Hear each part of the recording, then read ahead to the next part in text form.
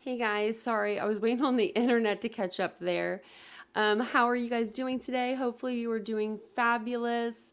I usually don't have my window open, so it's a little bit of a different scenery, but I wanted to come on here and just kind of show you guys what happened in court today with Bryan Kohberger. If you are unable to make, the 2 hour, 2.5 hour live that we did over the case, I want to go ahead and scrunch it down to about 5 minutes for you guys.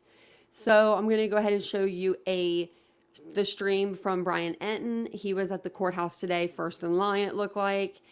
Let's get over here and let's check out this video. Drop it in the comments what you think about Bryan Kohberger not pleading guilty or not guilty. He didn't plead guilty or not guilty. He stood silent.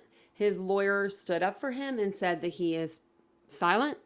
And that means when that happens, a judge will go ahead and enter a plea of not guilty for the defendant. So without further ado, let's go ahead and get into this video. Kohberger standing silent when the judge asked if he would enter a guilty or not guilty plea.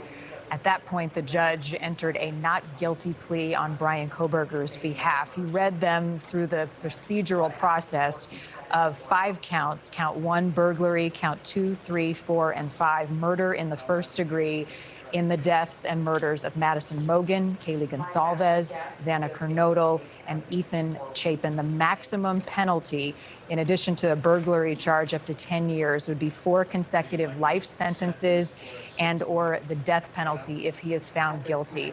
You can hear some sniffles in the courtroom. I know the families of the 4 University of Idaho students are in the courtroom as well. I believe we have News Nation's Bryan Enton standing by. Bryan, what's it like in there and for these families as they prepared for this difficult day? Yeah, Marnie, I just stepped out. It was emotional. I mean, there were about 25 family members representing the 4 victims, which was a lot. There were a lot of people that I didn't even recognize that hadn't been to the hearings in the past. It was a very, very small courtroom, so they took up about half of the courtroom, all seated on one side.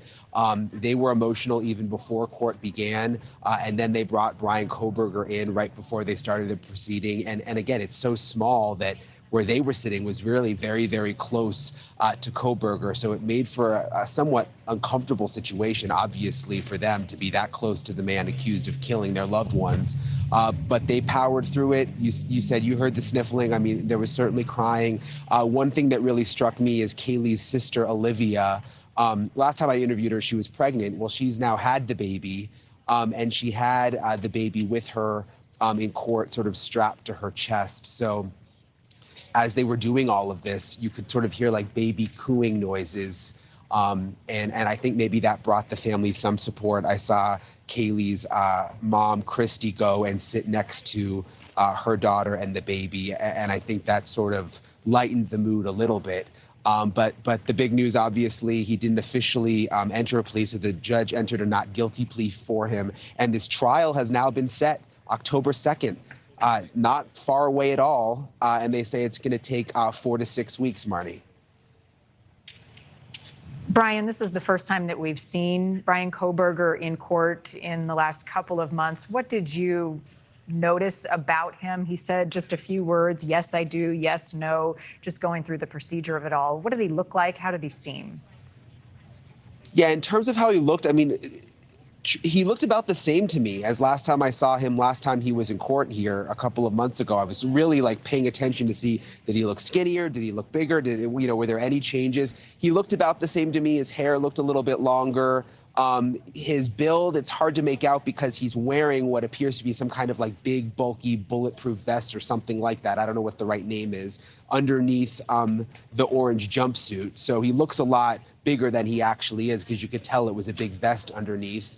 And he sort of had the same demeanor as last time, came in very, very quiet, just sort of looked straight ahead at the judge. He had to answer those yes or no questions, and he did. And he, was very like sort of stern in the way he answered. He didn't just say like yes softly. I mean, you heard it. He answered very like he knew exactly what was going on. And they went through all the questions, and he never seemed to look back at any of the victims' families. I did not notice anyone from his family in court. And another court date now set for October, correct, Bryan? Yeah, not just a court date. I mean, the trial. The trial has now been set for October 2nd. Of course, there could be delays. Things could change between now and then, but both sides agreed and said they're ready to go October 2nd for a 4 to 6 week trial. Chilling. All right, Bryan Enton in Idaho, Kohberger standing silent when. Okay, so yeah, that was all of it. But let me know what you guys think about him standing silent in the comments below. If you guys didn't get to catch the live, I would love to know what you guys think. So they do have his next court date. Trial date is set for October 2nd at 8:30. That will be Pacific time.